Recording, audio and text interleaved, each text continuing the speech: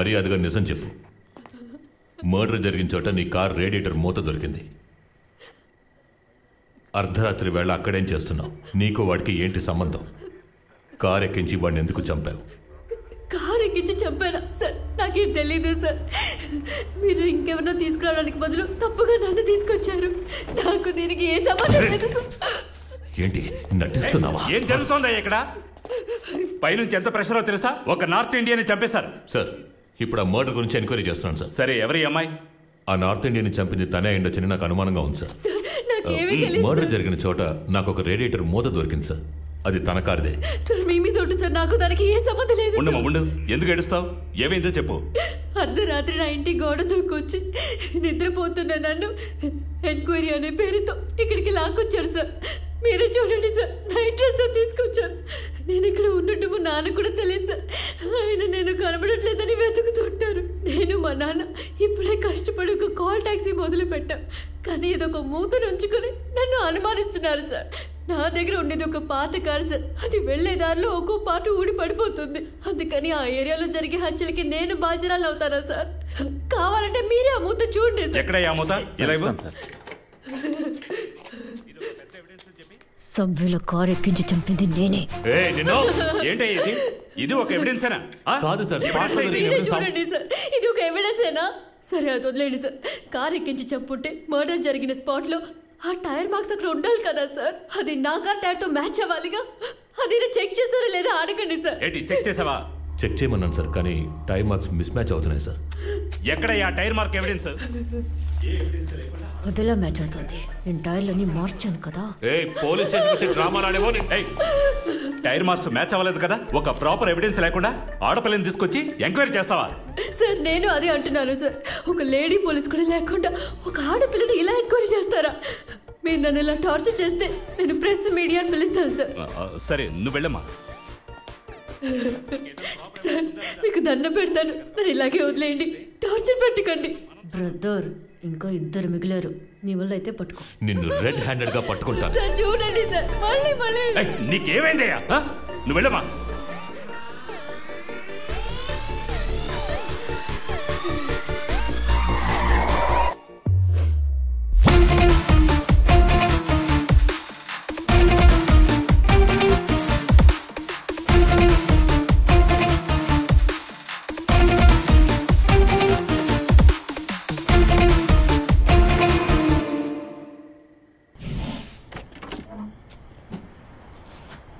Sir, ఇన్ని evidence collect చేసినా ఆవిడని అరెస్ట్ చేయలేకపోయాం కదా సార్.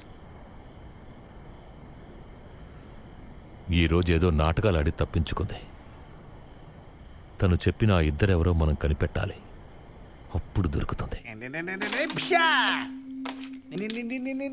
అమ్మా, నాన్న అన్ని కాయలు వేసేసాడు. నీ కాయలన్నీ అలాగే ఉన్నాయండి. ఎప్పటికైనా నాన్నేనమ్మా విన్నర్.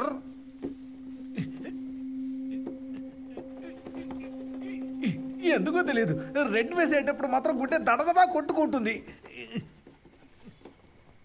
ఇప్పుడు ఏమన్నా? రెడ్ కాయ వేసేటప్పుడు మాత్రం గుండె బాగా కొట్టుకుంటుందిరా.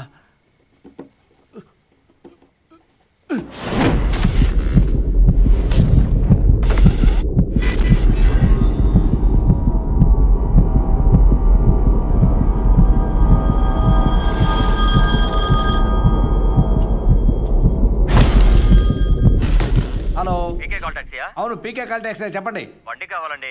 కొన్నాళ్ళకి బండి రాదు, మాకు ముఖ్యమైన పని ఉందండి.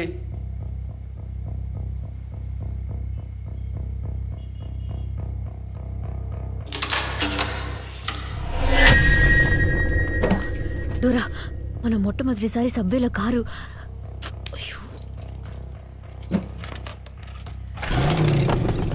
ఇప్పుడు వినిపిస్తోందా? మొట్టమొదటిసారి సబ్వేలో కారు ఎక్కించి చంపినప్పుడు హార్ట్ కొట్టుకుంది. ఆ తర్వాత అంతకు ముందు నేను ఫస్ట్ టైం కార్ కొంటున్నప్పుడు హార్ట్ కొట్టుకుంది. కానీ అక్కడెందుకు కొట్టుకుందో తెలియలేదు. అక్కడ ఎవరైనా ఉన్నారా? అవునంటే ఒక హార్న్ కొట్టు, కాదంటే 2 హార్న్ కొట్టు. డోరా, అక్కడ ఎవరైనా ఉన్నారా?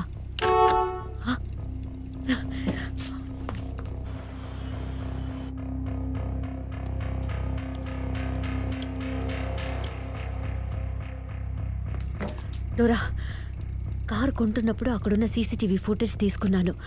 అందులో మనం వెతుకుతున్న వాడు కనిపిస్తే చెప్తావా? ఓకే.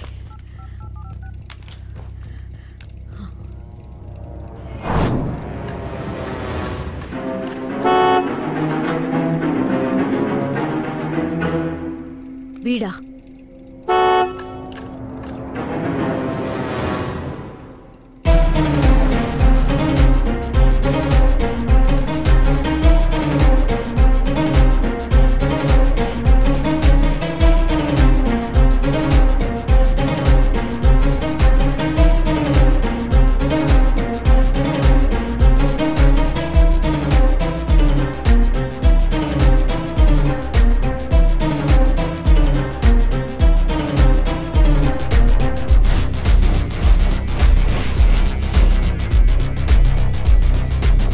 मैं पानीपुरी बेचता हूँ भीमली बीच एरिया में।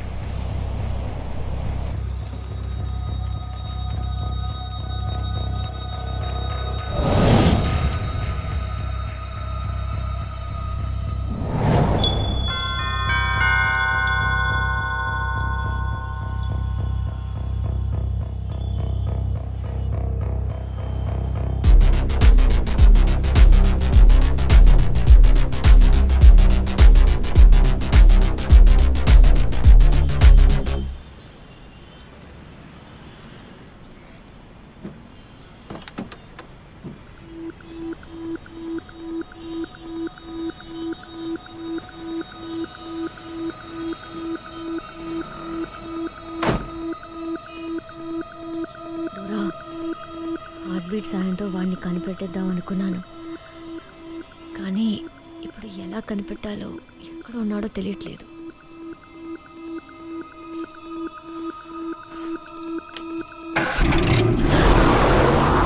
డోరా, ఎక్కడికి తీసుకెళ్తున్నావు?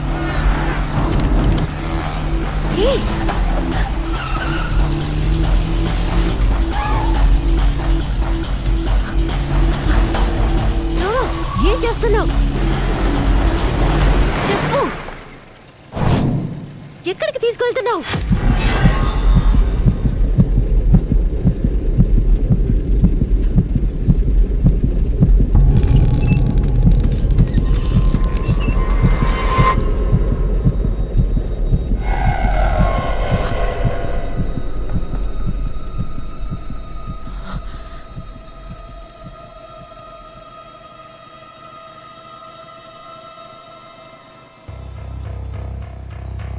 డోరా, చుట్టుపక్కల ఎవరూ లేరు. వాణ్ణి లేపేద్దాం.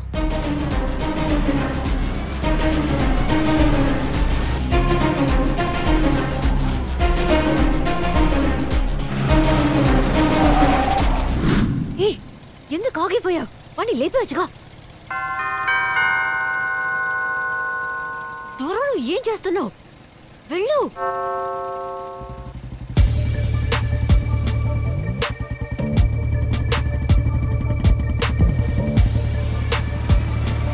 ప్రాబ్లం ఏంటి?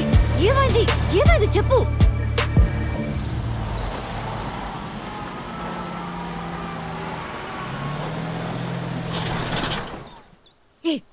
ఏం చేస్తున్నావు? ఇంత మంచి ఆపర్చునిటీని వేస్ట్ చేసావు. ఈ పడికి వాడిని లేపేసి ఉండొచ్చు. రెసిడెన్షియల్ ఏరియాలో ఏం చేస్తున్నావు? Panipuri sales sir. ఇక్కడ ఉండకూడదు, మెయిన్ రోడ్ వెళ్ళిపో. ఠీకే సార్.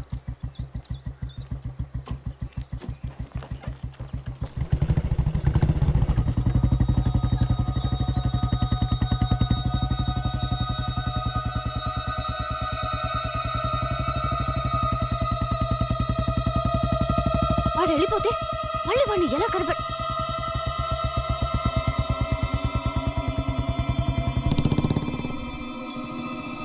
అమ్మయ్యా, ఇంకా నయం, మనిద్దరం కలిసి దొరికిపోయి ఉంటాం. నువ్వు కొంచెం తెలివైన దానివే డోరా. అనవసరంగా నేనే తొందరపడ్డాను. డోరా, వాణ్ణి వేరే ప్లాన్ వేసి లేపేద్దాం. ఓకేనా?